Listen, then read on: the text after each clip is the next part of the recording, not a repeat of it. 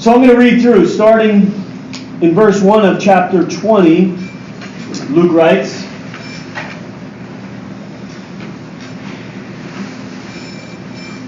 "After the uproar had ceased, Paul called the disciples to himself. He embraced them and departed to go to Macedonia. Now when he had gone over that region and encouraged them with many words, he came to Greece and stayed 3 months. And when the Jews plotted against him as he was about to sail to Syria, he decided to return through Macedonia." So that was where we see where it backtracked up through there.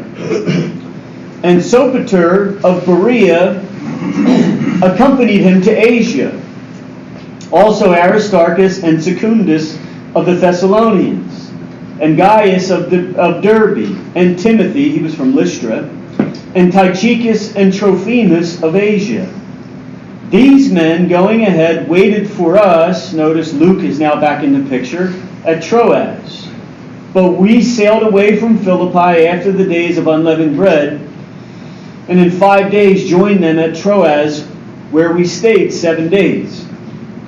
Now on the first day of the week, when the disciples came together to break bread, Paul, ready to depart the next day, spoke to them and continued his message," notice, "until midnight." Guys, we're staying here till 3 in the morning. Yeah, right, Mike, give me a hoagie and I'm out. "There were many lamps in the upper room where they were gathered together. And in the window sat a certain young man named Eutychius, who was sinking into a deep sleep. He was overcome by sleep, and as Paul continued speaking, he fell down from the 3rd story and was taken up dead. But Paul went down, fell on him, and embracing him said, 'Do not trouble yourselves, for his life is in him.' Now when he had come up, had broken bread and eaten, and talked a long while, notice, even till daybreak, he departed," Paul. "And they brought the young man in alive, and they were not a little comforted." It means they were a lot scared. "Then when we went ahead to the ship and sailed to Assos, there intending to take Paul on board, for so he had given orders, intending himself to go on foot. So he walked and they sailed, and he walked by himself.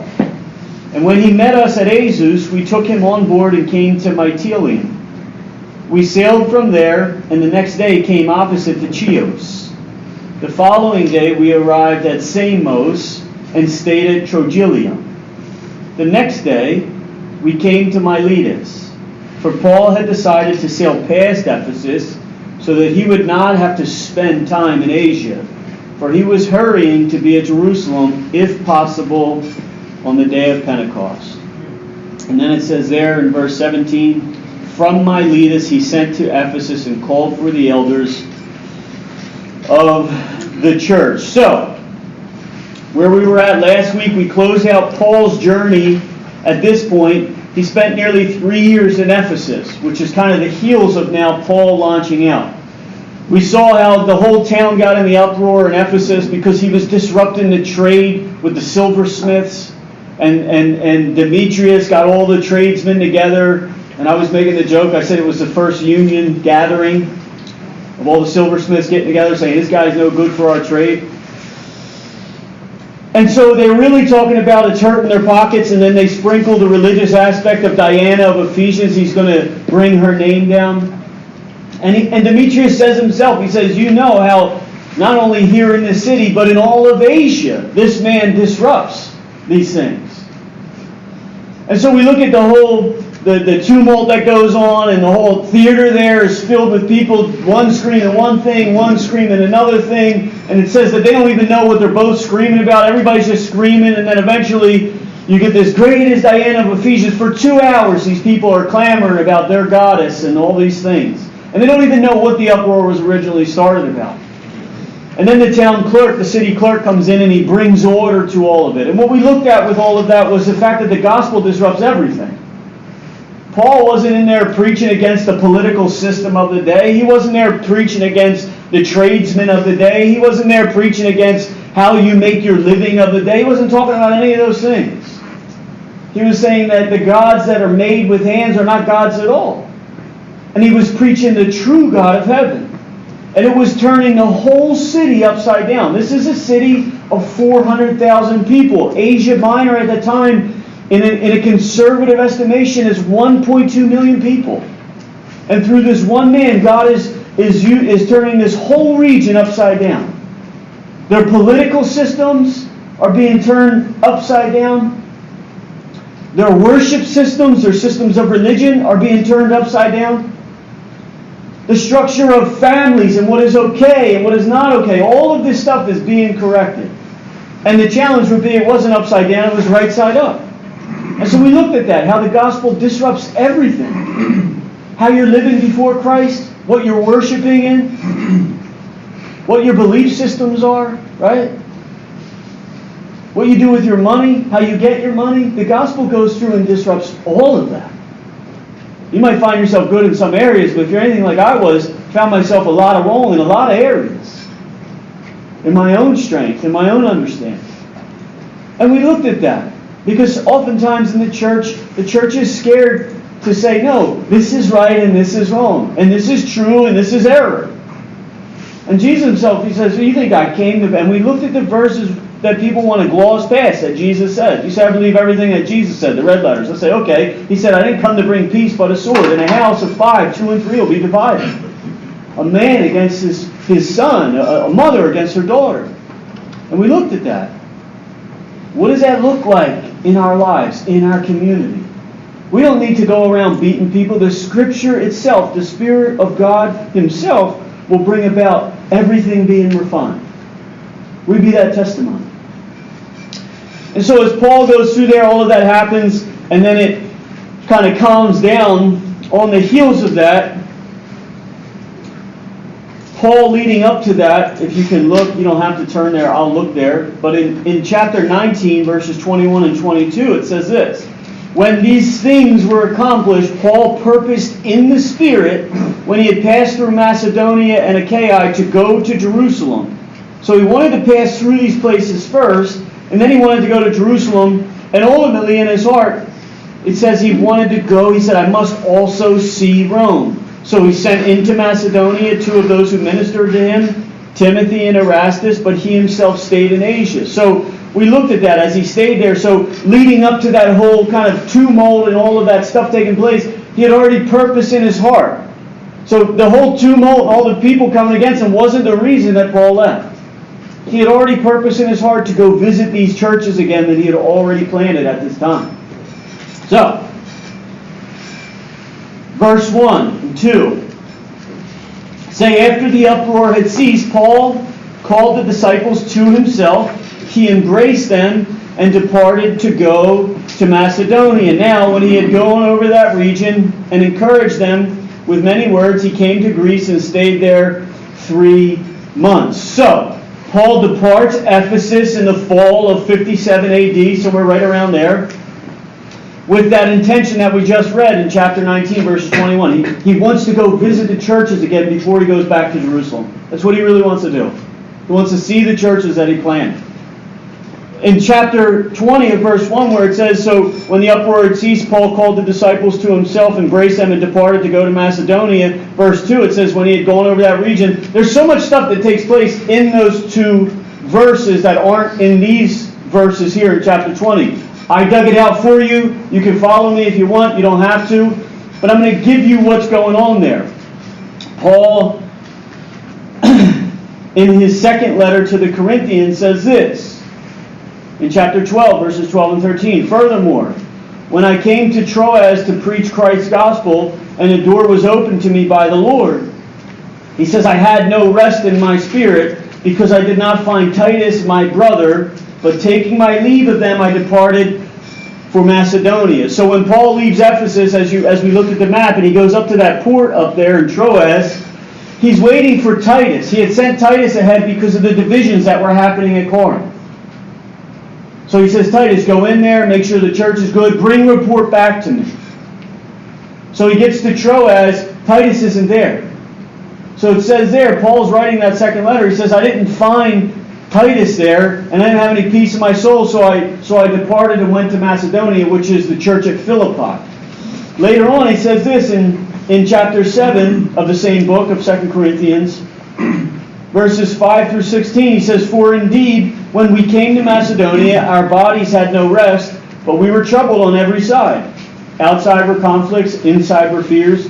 Nevertheless, God, who comforts the downcast, comforted us by the coming of Titus." So Titus finally shows up on the scene as Paul gets to Philippi, and he says they were comforted not only by his coming, but also by the consolation which he was comforted in you, when he told us of your earnest desire, and your mourning, and your zeal for me, so that I rejoiced even more. Then from verses 8 through 15, Paul goes through there. So, as Paul planted the church in Corinth and he leaves, like I told you guys, division starts to take place. Drunkenness at the communion table starts to take place. Sexual exploits in the church is taking place. They're suing one another in the courts. And Paul's hearing all this, thinking, wait a minute. I mean, he makes me excited that, like, we're doing pretty good, right? He leaves, he catches all of this, and he's troubled in his heart. So while he's in Ephesus, before he left, he wrote the letter to 1 Corinthians. And he's saying to them, he's challenging them. Some say I'm of Paul, some say I'm of Titus, some say I'm from Cephas. And he's challenging all of this stuff. He's saying, that's not Christ. That's not what you were taught. You're getting drunk at the communion table, you're eating all the food before the people who actually need to eat some food come in. And so his first letter to the Corinthians is, I would use the word scathing. He's challenging them. He said, that's not how you receive Christ. You guys come behind in no spiritual blessing. You guys have everything. And this is how you behave? And he lays it on them heavy. So when he catches up with Titus in Philippi, Titus says, no, man, they received what you said. They heard it. They repented with godly sorrow in verses 8 through 15 of 2 Corinthians chapter 7. He says they repented with a godly sorrow that led them to salvation. They corrected those things. They were moved by the stuff that you wrote to them. It was the Spirit of God. It wasn't Paul himself writing to them. It was God himself. You know what it is if you're a believer early on in your walk with the Lord, and you know yes and you know no, right? Like you know, I should do this and I shouldn't do that. And you just test God and test God and test God and test God. And you do the, Lord, I'm not supposed to do this, Lord, I'm not supposed to do this, Lord, I'm not supposed to do this. And then all of a sudden you almost feel like there's a father that you can't see that wants to discipline you. That's what they're encountering. They're reading this letter. It's the Word of God. And they're being instructed and corrected. And they receive it. So as Paul lands in Macedonia, or what we would call the church at Philippi is the notable place, he finally catches up with Titus, who he sent to Corinth previously to address all of that stuff. There he writes his second letter back to them. So in response to Titus's fair tidings of what's actually going on in Corinth, Paul writes the letter to 2 Corinthians. This is in the fall of 57 AD. To the Corinthians while in Macedonia, he's visiting the churches, and then ultimately he heads himself to Corinth. So he sends this letter ahead to go down there. And then he heads himself there, which is where we get our verse 3 of chapter 20. Which says, he came to Greece and stayed there for 3 months. And notice, and when the Jews plotted against him as he was about to set sail to Syria, he decided to return and go again back through Macedonia. So, as you get to verse 3, right there it just quickly tells you, by the way, Paul was in Corinth for 3 months. So he winters in Corinth. Right? He gets there the late fall of 57 AD. He spends 3 months in Corinth. And for your own records, he writes the letter to the Galatians from there. And then he also pens in the spring when he's getting ready to leave and head back up through Macedonia, which is the end of chapter 20, verse 4, right? When it says he found out they were plotting against him and he didn't take the boat and he went up. He writes the letter to the Romans. He sends it by the hand of Phoebe. I'll read to you guys those verses. They would be in Romans chapter 16. verses 1 and 2, Paul would say, I commend to you Phoebe, our sister, who is a servant of the church in Centuria, which was the port where the boat would go out of, that you may receive her in the Lord in a manner worthy of the saints, and assist her in whatever business she needs of you, for indeed she has been my helper of many, and myself also. So Paul is writing to them saying, this is the woman he pens in the spring, early spring of AD 58, this letter which you guys would read, the letter to the Romans. He writes that letter while he's in Corinth. As you go through here, if you back up, you look at chapter 15, verses 25 through 28. And if I'm boring you, it's part of the study. Don't fall asleep like that guy. We'll get there. Chapter 15, verses 25 through 28, Paul writes, he says, for I hope to see you on my journey and to be helped on my way there by you, if first I may enjoy your company for a while. He says, but now I am going to Jerusalem. So he's leaving Corinth. He's writing this letter to the Romans. He's telling them, I'm going to Jerusalem to minister to the saints. For it pleased those from Macedonia and Achaia to make a certain contribution for the poor among the saints who are in Jerusalem.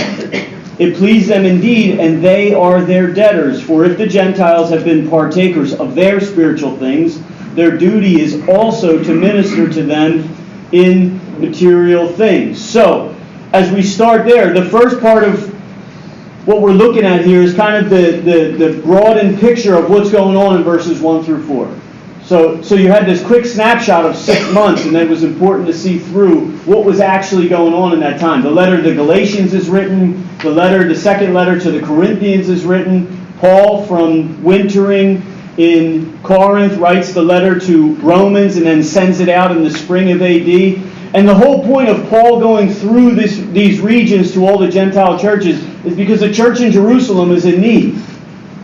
They need resources, they need food, they need money. They're impoverished at this point. And so Paul is going through all the Gentile churches, raising up collections in order to take them back to the Jerusalem church to be a blessing to them, to minister to them. Now, I won't use this as an opportunity to ask for an offering. I'm not going to do that. But so that's Paul's intention. He's going through all the churches that he planted, and he's telling them, look, you've been a benefactor of all of the spiritual blessings that came out of the church of Jerusalem. You've been benefactors of that. They're in need now. So he's raising up offerings from all these other churches that he planted to take them back to this church in Jerusalem. So he says this in 1 Corinthians, and again, you don't have to jump there. I'll quote everything. You go back and listen to it and make sure I've said everything right. 1 Corinthians chapter 16, verses 1 through 9, Paul wrote, now concerning the collection for the saints, as I have given orders to the churches of Galatia, so you must do also. On the first day of the week, let each one of you lay something aside, storing up as he may prosper, that there be no collections when I come. And when I come, whoever you approve by your letters, I will send to bear your gift to Jerusalem. But if it is fitting that I go also, he says, they will go with me. And then he details his travel plans. Now I will come to you when I pass through Macedonia. He's talking about Corinth. For I am passing through Macedonia. And it may be that I will remain or even spend the winter with you, which he actually does, that you may send me on my journey wherever I go. For I do not wish to see you now on the way, but I hope to stay a while with you, if the Lord permits. But I will tarry in Ephesus until Pentecost, for a great and effective door has opened to me, and there are many adversaries. So Paul ultimately detailing this Gentile church collection to help with the Jewish church in Jerusalem. That's what's going on in verses 1 through 4. All of that history, all of that traveling, all of the... Did you ever want to know when the book of Galatians was written, why was 2 Corinthians written, when did Paul write Romans, how did it get to Rome, right? That's what happened between verses 1 through 4. That whole picture. So we kind of stop there because it's important to see the networking of the gospel. Tonight's study is actually called the Lord's Itinerary. I like it. But it's important, right? You have all your plans and your agendas and your people and what you're going to do. And the Lord has His plans and His agenda and His people and what He's going to do. And so it's a beautiful picture as we start to navigate through this of the Lord's itinerary. This is a man wholly given to the Lord. Go here, go there, persecute you, now leave, don't go that way, go this way, right? He's subject to the hand of God telling him where to go. And it's beautiful to watch that kind of story. And you know, one of the things, and then we're going to jump all the way through the study, to remember is God doesn't just give us this to say, wow, that was cool. Paul was an amazing guy. It's to encourage us to be a utensil in the hand of the Lord. To know that you can also walk in the itinerary of the Lord. You can find yourself subject to His plans and His schemes. You can step under the Lord's directing and find your life equivalent of a story. Looking very similar.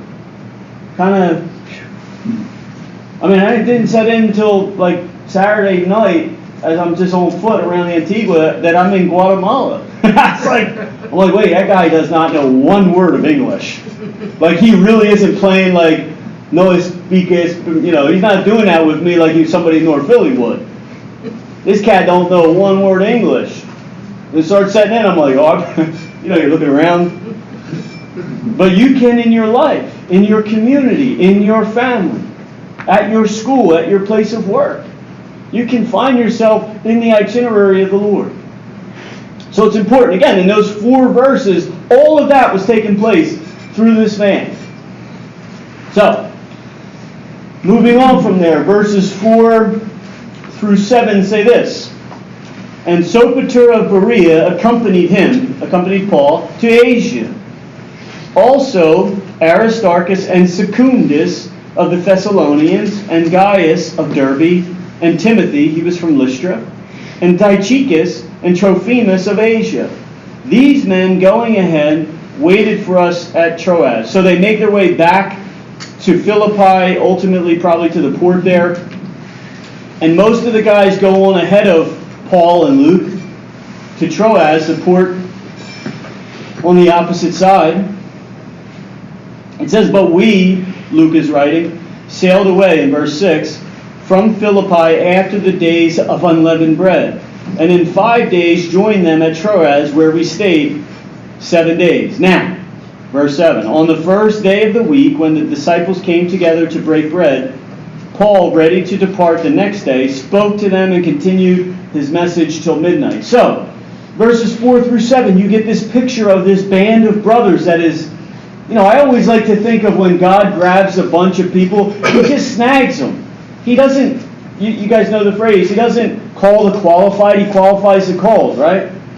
He doesn't pick you because you got to figure it out and He's like, man, that guy's got a degree, that guy's, I don't know what he's doing. He doesn't do any of that.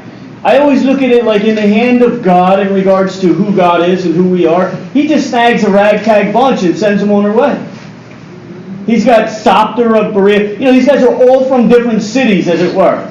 So it'd be like if you had friends in 9 different cities, and the Lord's like, all right, give me this one, give me that one, give me this one, give me that. And maybe you don't know, you heard about somebody, and all of a sudden you're a bunch that's traveling together. He's got Sopater of Berea. He's got Aristarchus and Secundus of the Thessalonians. He's got Gaius of Derbe. He's got Timothy of Lystra. He's got Tychicus and Trophimus of Asia. He's got Luke, probably from Macedonia, a former slave.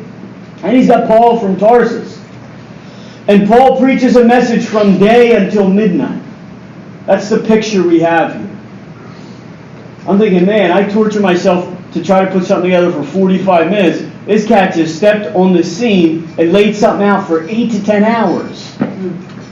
What was he saying to them? You know, again, this is Paul's, in a lot of ways, as he makes his way back to Jerusalem, he's giving farewell speeches. He's letting them know. He's strengthening the churches. He's telling them, I'm probably not going to see you again.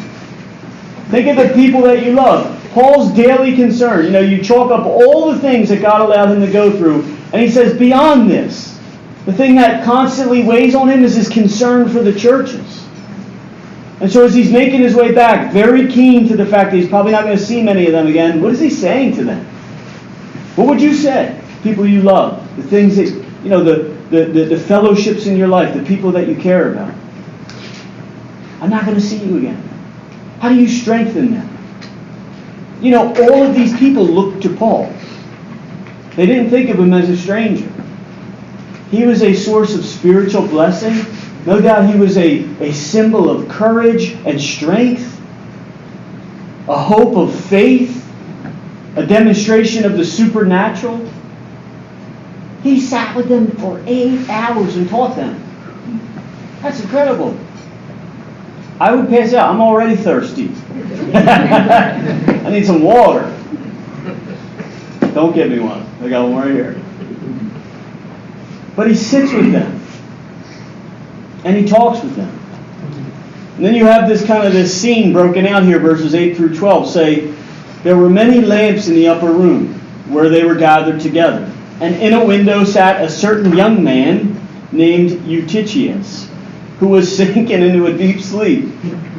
He was overcome by sleep. And as Paul continued speaking, he fell down from the 3rd story and was taken up dead. Doesn't say he seemed like he was dead. It says he was dead. Luke was a doctor who's writing this. He was taken up and he was dead.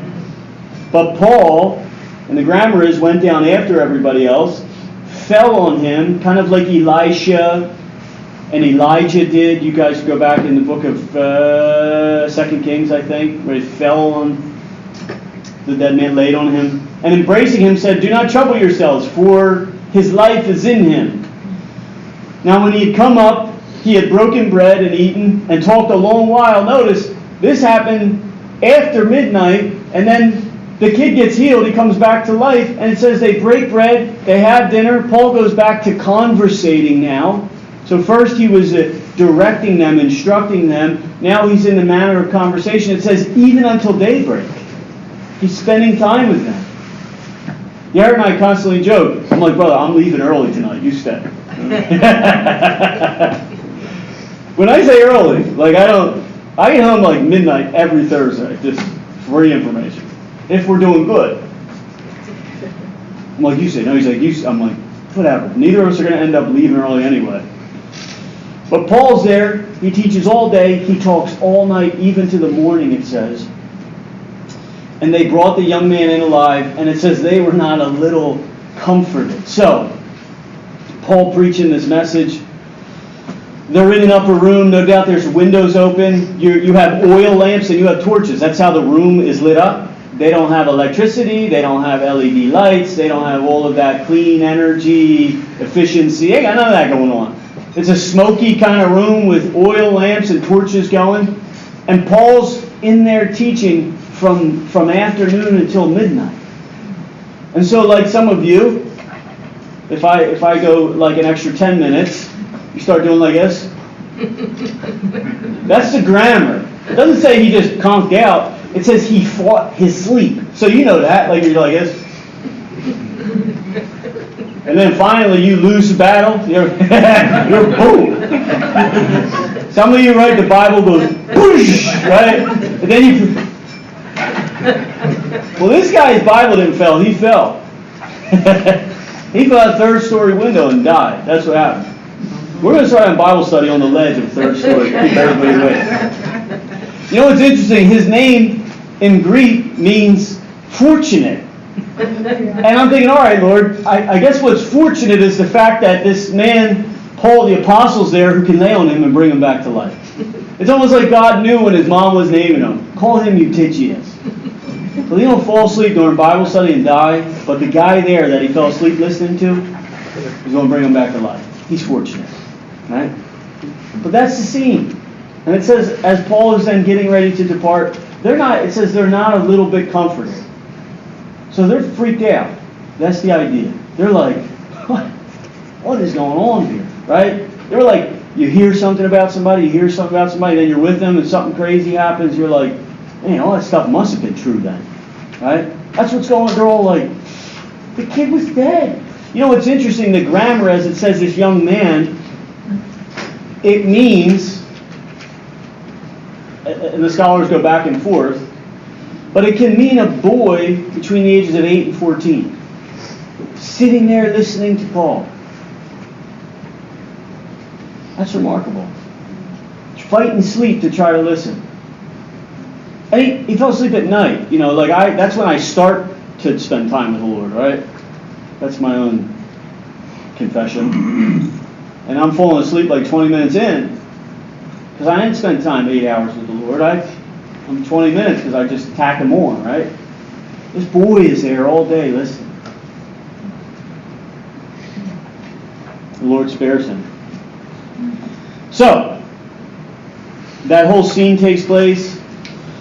Verses 13 through 16 say, Then we went ahead to the ship and sailed, to Assos, there intending to take Paul on board, for he had given orders intending himself to go on foot. And when he met us at Assos, we took him on board and came to Mytilene. We sailed from there, and the next day came to opposite to Chios. The following day we arrived at Samos and stayed at Trogyllium. The next day we came to Miletus, for Paul had decided to sail past Ephesus so that he would not have to spend time in Asia. He had just spent 3 years there. For he was hurrying to be at Jerusalem, if possible, on the day of Pentecost. So they leave Troas. They set out on this journey to get back. Paul is trying to get to Jerusalem. He doesn't want to stop at Ephesus. He sends them ahead as they jump on the boat and head to Assos, which is a 30-mile sailing course. It's 20 miles directly walking on foot. And you think, he's by himself. He sent all the guys ahead. What is he, you ever have those times where you're like, Lord, you know what? It's me and you. I'm going to the woods for a day and a half. And I need to hear from you. Paul is contemplating his future. Is he considering what he's going to say to the Ephesian elders? Is he thinking about what's going to happen in Jerusalem? Why does the Holy Spirit constantly bear witness that bonds and afflictions await? That's his 20-mile walk. It's him and the Lord. He meets the guys. They then jump back on the boat. They head through their journey, and they end at the beach of Miletus. So for us, right, it's a lot of information. It's a lot of journeying and traveling, all that kind of stuff, and this person going that way, and this one going that way, this thing going like that. What is the Lord's itinerary for you? That's the question. This was a man sensitive to what God is saying. When we were in Israel, we had a Bible study on the Sea of Galilee, and when the study was over and worship was done, it was silent, and the sea was like dead flat. And I remember the Lord just calling me to the edge of the boat. And he didn't say jump in the water. I'll show you guys now. He said, look. And I looked. And you're on the Sea of Galilee. Like all the stories you read about, I was seeing that, in my mind, I could see them happening. Wow, this is here we are. It's no longer a story, it's history.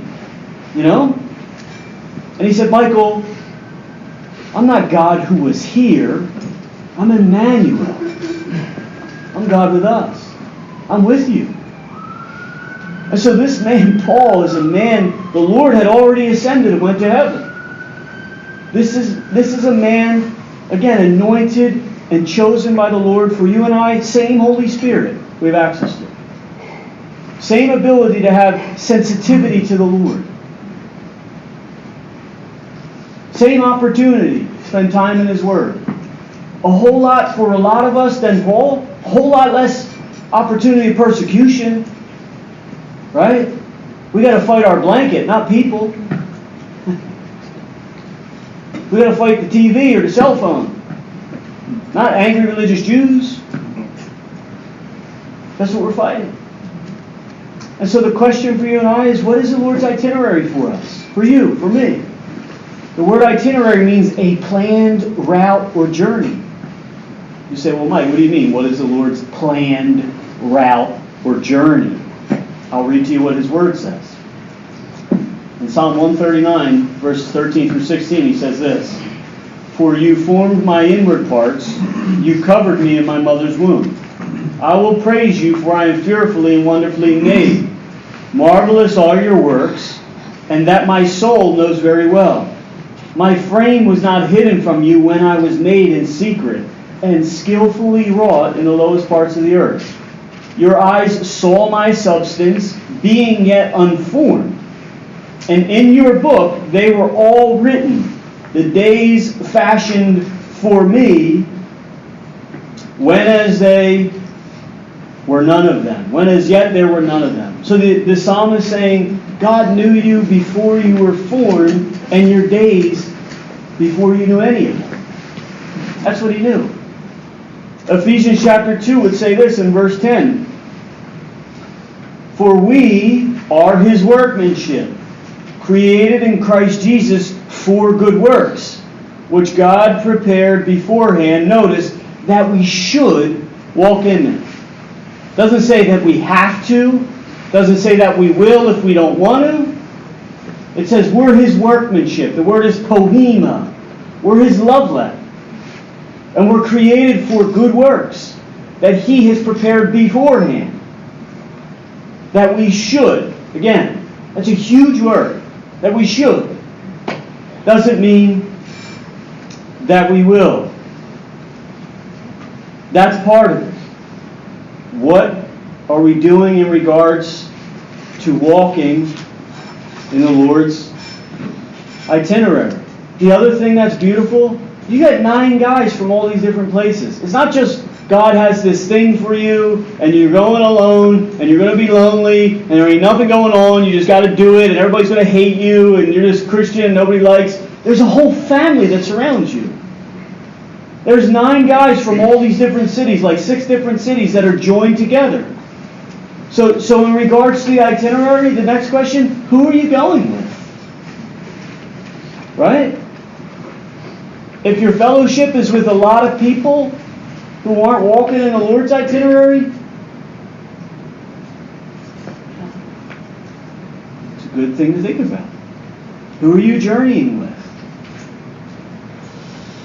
1 Corinthians chapter 12, verse 13 says, For by one Spirit we were all baptized into one body, whether Jews or Greeks, slaves or free. Hebrews chapter 10, verses 24 and 25 say this, Then let us consider one another, in order to stir up love and good works, not forsaking the assembling of ourselves together, as is the manner of some, but exhorting one another, and so much the more as you see the day approaching.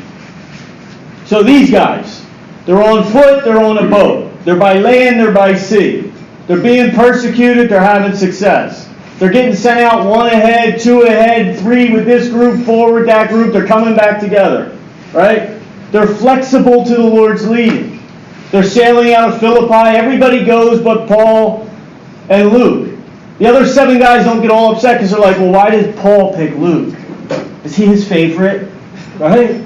They're not worried about that. They're all walking in the Lord's itinerary. And at this season, for all of them, he has them together.